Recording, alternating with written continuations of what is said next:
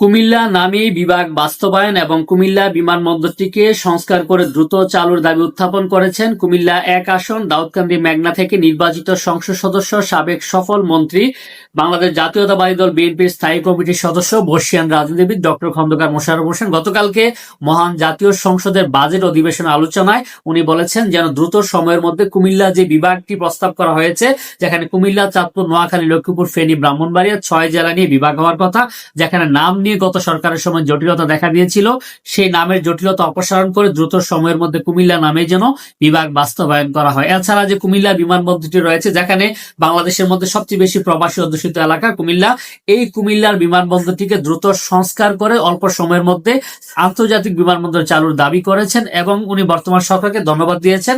কুমিল্লা ঢাকা যে সরাসরি কর্ডলাইন নির্মাণ প্রকল্প আছে, সেই কর্ডলাইন নির্মাণ প্রকল্পটি দ্রুত বাস্তবায়নের দাবি উত্থাপন করেছেন। আমরা ডক্টর খন্দকার মোশাররফ হোসেনকে কুমিল্লা অঞ্চলের ৬ জেলার মানুষের পক্ষ থেকে কৃতজ্ঞতা জানাচ্ছি।